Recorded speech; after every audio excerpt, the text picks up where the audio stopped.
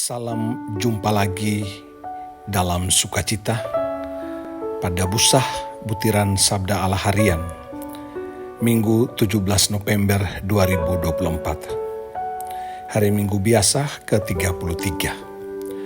Bacaan kitab suci, bacaan pertama dari Nubuat Daniel, bab 12 ayat 1-3. Bacaan kedua dari surat kepada orang Ibrani, bab 10 ayat 11-14 dilanjutkan ayat 18. Bacaan Injil, Markus bab 13 ayat 24-32. Akhir zaman, harapan dalam kepastian Allah. Saudari dan saudara terkasih, bayangkan pada suatu malam yang gelap gulita, tanpa cahaya di langit. Tiba-tiba sebuah bintang jatuh dan menghilang di horizon. Lalu datang keheningan yang membuat bulu kuduk merinding. Bagi sebagian orang yang menyaksikan hal ini, pasti sangat menakutkan, seakan-akan akhir dunia hampir tiba. Namun, bagi yang lain,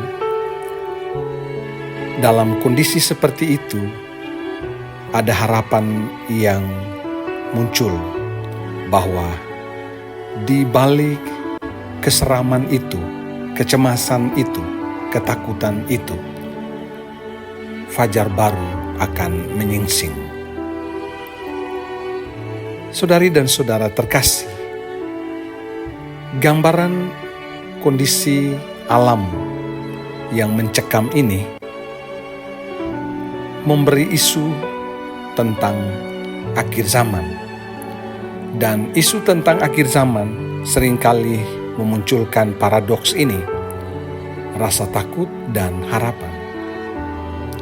Ketakutan karena kita tidak tahu apa yang akan terjadi, tetapi juga harapan karena kita percaya pada janji Tuhan. Bacaan hari ini mengajak kita untuk memahami bahwa akhir zaman bukanlah sekedar kehancuran, melainkan penggenapan kasih dan keadilan Allah. Nabi Daniel bernubuat tentang masa kesusahan yang besar, tetapi ia juga membawa pesan penghiburan. Dalam visinya, orang-orang bijaksana akan bersinar seperti cakrawala, dan mereka yang membawa banyak orang kepada kebenaran akan bersinar seperti bintang-bintang. Metafora ini mengingatkan kita bahwa bagi umat yang setia, orang-orang yang percaya, orang-orang yang bertekun, akhir zaman adalah saat pembebasan dan kemuliaan. Tuhan tidak pernah melupakan umatnya, bahkan di tengah kesulitan terbesar sekalipun. Janji Allah tetap teguh. Mereka yang hidup dalam iman dan kebenaran akan dimuliakan. Penulis surat kepada orang Ibrani menegaskan bahwa melalui pengorbanan Kristus, dosa-dosa kita telah dihapus dan kita disucikan untuk selamanya. Kristus sebagai imam besar telah mempersembahkan dirinya satu kali untuk selama-lamanya demi menebus dosa kita. Dengan kasih-Nya yang sempurna, tidak ada lagi korban yang diperlukan. Keselamatan kita sudah dijamin oleh Kristus dan memberikan kepastian bahwa kita tidak perlu takut akan akhir zaman. Namun, jaminan ini bukan alasan untuk berdiam diri, melainkan panggilan untuk hidup sesuai kehendak Allah sebagai ungkapan syukur atas kasih-Nya. Lantas, Yesus dalam Injil berbicara tentang tanda-tanda akhir zaman. Matahari akan gelap, bulan tidak bercahaya, dan bintang-bintang akan jatuh. Di tengah gambaran kekacauan alam semesta ini, Yesus juga berbicara tentang kedatangan Anak Manusia dengan kuasa dan kemuliaan besar. Namun, Yesus tidak meminta kita untuk menghitung hari atau menebak tanda-tanda, melainkan kita harus tetap berjaga-jaga. Seperti pohon ara yang memberi tanda musim panas, kita juga diajak untuk peka terhadap tanda kehadiran Tuhan dalam hidup kita. Sampai pada titik ini, akhir zaman bukanlah tentang ketakutan, melainkan tentang penggenapan kasih Allah. Pesan ini sangat relevan di tengah kehidupan modern yang seringkali sibuk dan melupakan hal-hal yang kekal.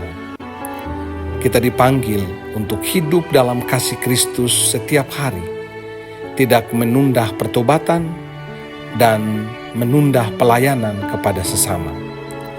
Kesetiaan dalam hal-hal kecil setiap hari, dengan pertobatan yang sejati dan pelayanan yang tanpa henti, adalah cara kita mempersiapkan diri menyambut kedatangan Kristus pada akhir zaman.